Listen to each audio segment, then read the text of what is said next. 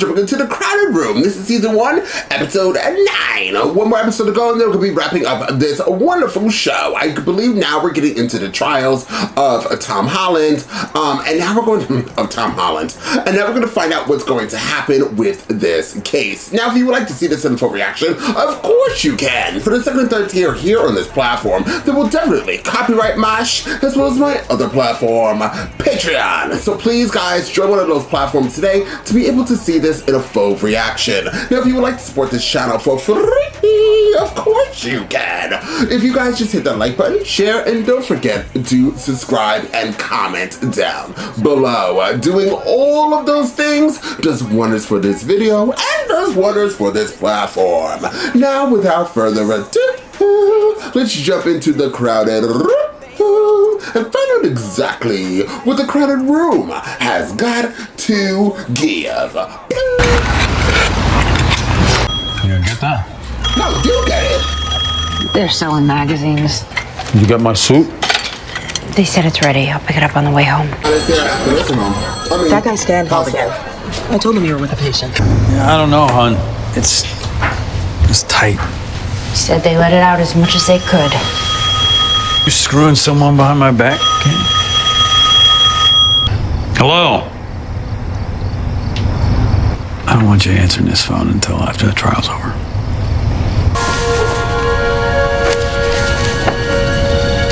Oh, that's sad. New York City Department of Correction. Let's go. Well done. Sullivan.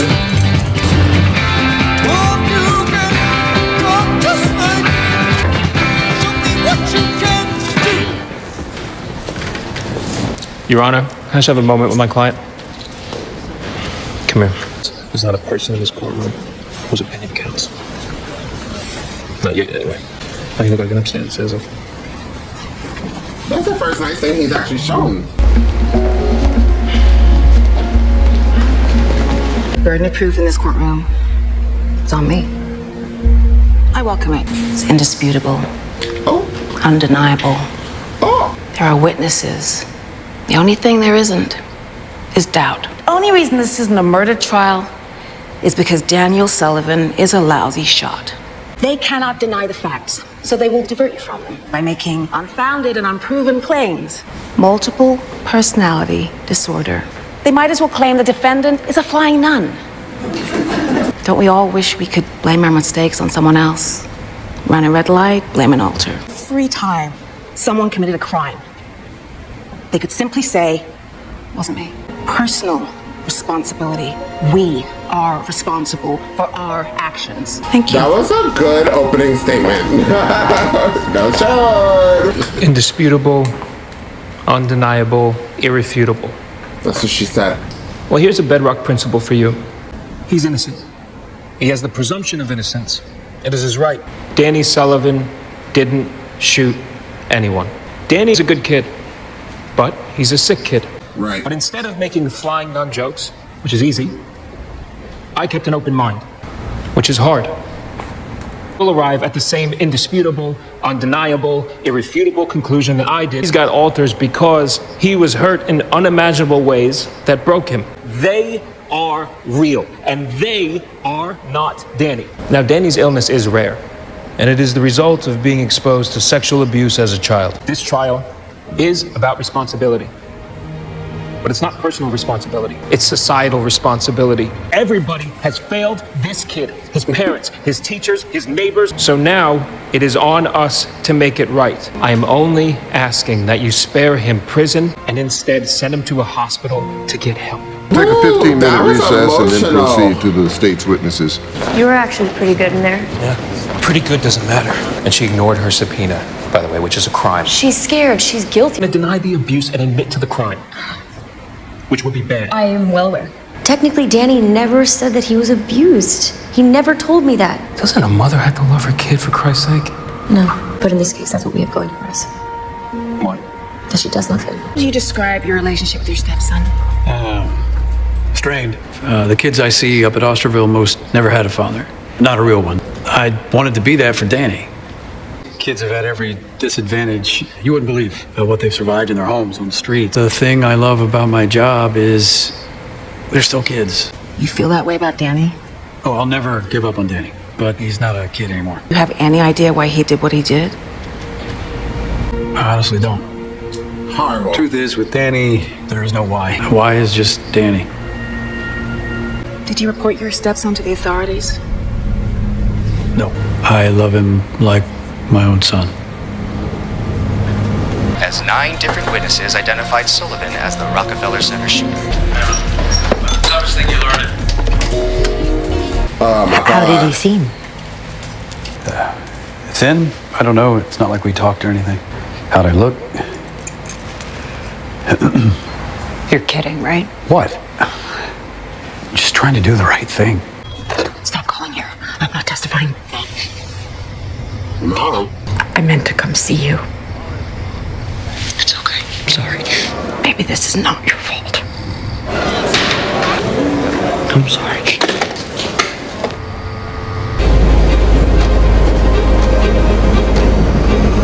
He's faking it to keep himself out of jail. He blindsided me, broke my nose, and stole it anyway. I was pissed. But we had history. I figured we could work something out. Got as far as a hello, though, before he attacked me with a baseball bat. In all that time, has he ever seemed normal? Normal.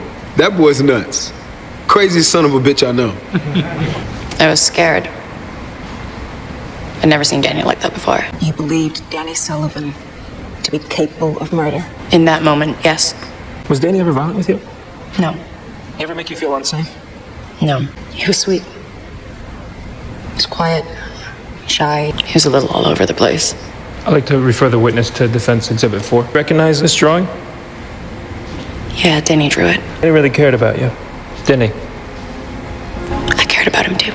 You said, I never seen Danny like that. Shy, but sometimes not. The boy who drew this picture doesn't seem like the same person, does it? No. Was the encounter with Mr. Ruiz the only occasion That Danny Sullivan was ever violent? Boyfriend, Bill. Danny got jealous. He beat him pretty bad. Maybe Bill deserved it. No, I'm not so sure. Do you want to see him? I can walk you around. No, not like that. There's a shitty bar around the corner. It's mostly lawyers, but at this hour, it's not that bad. I don't know what you people want from me. They're painting a picture of a kid who goes after his perfectly nice stepfather, shoots up a bunch of innocent people in the process. Pretty compelling stuff, if you ask me. Whose side are you on, Stan? Right now, the losing one. And she goes back home to him, stays with him. Maybe we're just not built to survive alone. The whole world of ways that people hurt each other. Yeah, you don't know half of it. People, they find conventional ways of avoiding the pain, like booze and drugs, also being with the wrong person, because at least the pain is familiar to them. Please tell me you're not saying love is the answer. I actually am. Fear of pain is worse than pain ever was. We've all been hurt, some more than others. We can have a tendency to stay in relationships that are bad. Stay with the hurt we know, rather than risk being hurt again. We just have to remember to try to keep making it. To reach out, to let someone reach back, is a way out of pain. It's hard. Terrifying. We need to be brave like Danny was brave. And ask for help. We met at Danceteria, this club on 37. Ariana was something else. Everyone wanted to be with her, the boys, the girls, and she knew it. Do you see Ariana in this courtroom? Thing is, he's not her. Not anymore. The way he sits, curled in, so small. And Ariana had a resting poker face. Girl was a brick wall. I saw the story in the paper and I went over there. And what'd you find at Rikers? A stranger. I had a relationship with Ariana. I didn't ask what the defendant called himself. I could put the question to you in more graphic terms if you'd like. Your encounters in full public view. We used a stall. Your most intimate moments were in a bathroom stall. There was no this man. There was only Ariana, and I knew her. Ariana wasn't just an alias, a cover, a lie. It's on me. Mr. Kamika. Stan, and please, I got a tab here. Tell her, Sam. We're gonna lose, Andy. Multiple personality disorder is only ever caused by one thing. Our entire defense is built around this. Well, then you've got the wrong defense. Calling me is not an actual legal strategy. I also subpoenaed you, which is... Are you even aware of the accusation that you're making right now? Well, your husband's a sick man. Not against my husband, against me. Find me in fucking contempt. The mind is an extraordinary thing. Playing an instrument, mastering chess, speaking a foreign language, lighting up a room. People who have nothing to gain from a diagnosis that carries social stigma. They deserve empathy and compassion. Diagnosis to apply, the patients must have experienced severe childhood trauma. They are betrayed, usually by somebody that they trusted. So the psyche fractures. And that's a first alter. It's a defense mechanism against horrific, unfathomable pain. I first met Danny at the police station after his arrest. Only it wasn't Danny, it was Johnny. One of Danny's alters. He's a literal escape artist. Of Danny's so-called personalities, facts or speculation? Wasn't it you who first introduced the idea to him? Yes. Who pays for your research? How do you make a living? Most of my work is funded through grant. There's only so much to go around, but I'm going to reapply in the spring. It'd be fair to say that this is a make or break moment in your career. Objection. Why else did you walk into that police station? Was it because you were having a sexual relationship with a detective? There's a term for lawyers who solicit business like that. Ambulance chasers. Objection. You get a tip about a kid. You drop everything. Tell me you're not sitting on that train hoping that this is the one. All of your sessions with the defendant, has he ever told you he was sexually abused? It's a yes or no question. No.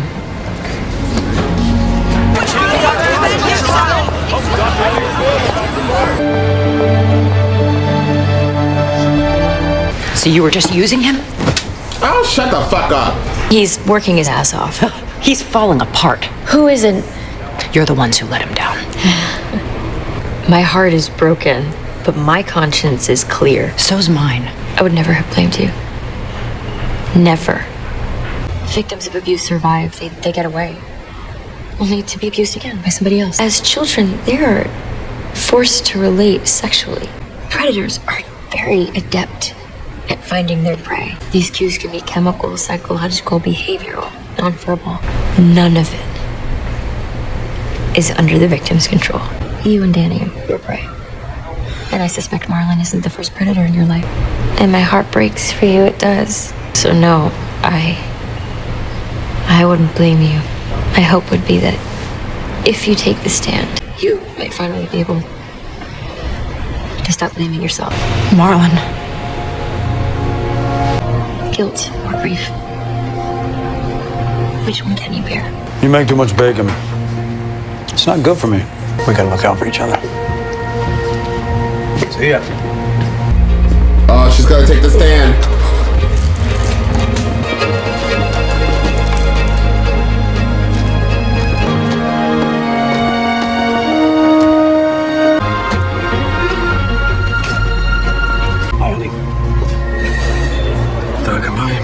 See you there. Not a stupid man, Candy. I know why you're here. I know what you're gonna say. This terrible lie will change the world you live in overnight. You'll lose your husband, of course. You'll also lose your job and your home. And without it, all anyone will see is what you allowed, what you admitted. So you'll lose him too. What was Danny like as a kid? He was a good boy. Too sensitive. The world's a tough place. And we were all each other had. I'm gonna have to ask you some difficult questions now. You can take your time answering them, okay? As she personally witnessed abuse, any answer will be pure speculation. The mother of a child isn't considered an expert witness on what happened to her son in her own home. Who is? Do you believe Danny was ever sexually abused? No. Just want to remind you that you are under oath. That you didn't hear anything. Are you sure that you didn't see anything? No. Miss Reed. No. No questions, Your Honor. The witness is excused. We'll adjourn until tomorrow. Can you remember smoke? We wandered to the little stream. You remember gnats? With all the fruit and vegetables so temptingly raised here. But through the... And I had thought that we This was actually a very, very hard episode. That's why I really didn't talk that much. I actually was stunned, baffled.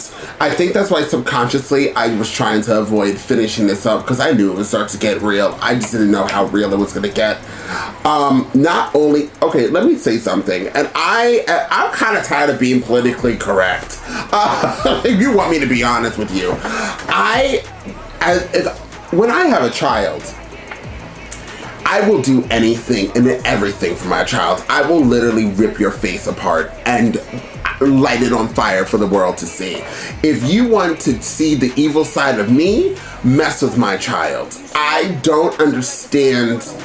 Okay, so at first I was like, yes, Marlon is an evil person. Like, he's evil. He preys on kids. He is a child molester.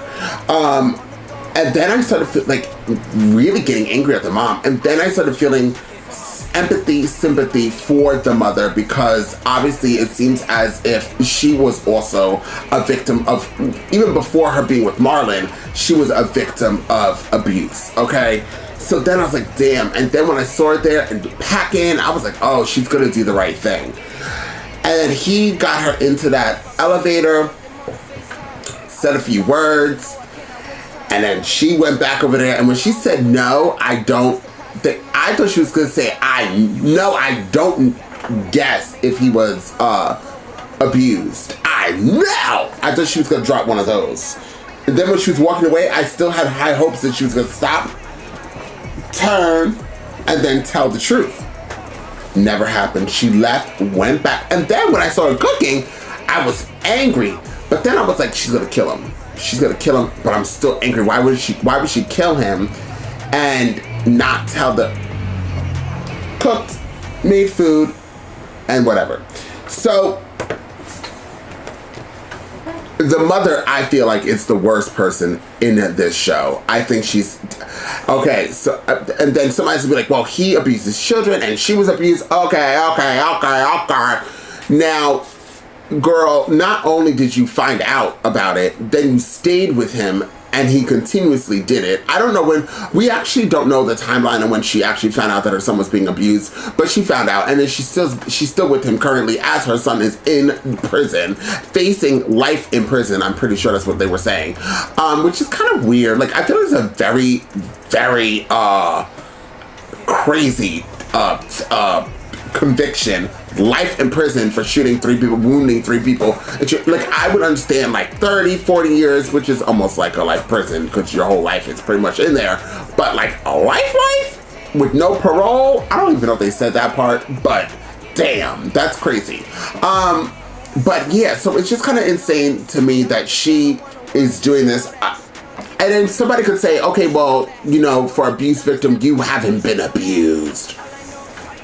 Ex-nay or not, you don't know, I actually was. I was in a relationship for 10 years. I had to deal with verbal abuse and then we got physical, okay, guys? So it is what it is. I stayed when I knew I should have left. I woke up to crazy if I told you my story, we all got a story. So if I told you the story that I've been through, even as a younger kid, as a child, my damn self, you would Google to the gags, to the lemons, to the squeezes of the juices. You would sit back, buckle up, and be like, damn.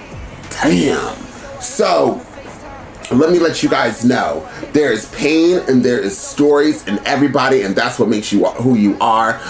You know, some people are strong enough to get out of whatever circumstance they're in, and there's some people that are not, okay? For Danny to literally wait for his mother to help him, and his mom never did. And it seems like the mother didn't want to tell the truth because of what it's going to make her look like, not her son. What she's going to look like, her and that poofy freaking hair. I am over the mother. And then at the ending, it looks like Danny's going to die. Is he going to die? No way is he going to die. I don't even want to look. Like, a part of me wants to, like, I'm not going to look. I want to see if he dies. That is so sad. Because what else do you have? Like, you're gonna lose, you're gonna be in jail for the rest of your life, and then your own mother. My heart would be broken in pieces if the only person I have left to stand for me. After he had to listen to everybody else come for him, then his own mother. That would be the final nail, and that's what happened. It was, my heart breaks at this moment. It is so sad. And also somebody who suffers from depression. To hear people just mimic and mock mental illness, it is another like claw at my heart. It is so sad. It is sad. And also, I'm really emotional this month. So this is horrible. This is horrible. But very well played by Tom Holland, and all the acting in here. It is amazing. Everybody did phenomenal. But this is, now it's getting hard to watch. It's actually getting really hard to watch. And I was holding back tears. This was a 10 out of 10, but very difficult. I don't know, I think somebody said another episode was the sad episode or something like that. But this one, child, I wish I was warned. If I was warned, I would have had the box of tissues that I never have in my house. But this is a very good episode. I'm not even gonna tell you guys when I'm gonna finish this up, because every time I do, then my mind is like, oh, I'll just wait another day, and then it never happens. So I'm gonna shut the up, and we're gonna finish this show, because I got House of Ushers, for whatever that show is coming out, that's coming out. I got Loki coming out. I gotta finish up these child. Anyways, this is a phenomenal episode. I loved it very, very much. It was everything I needed.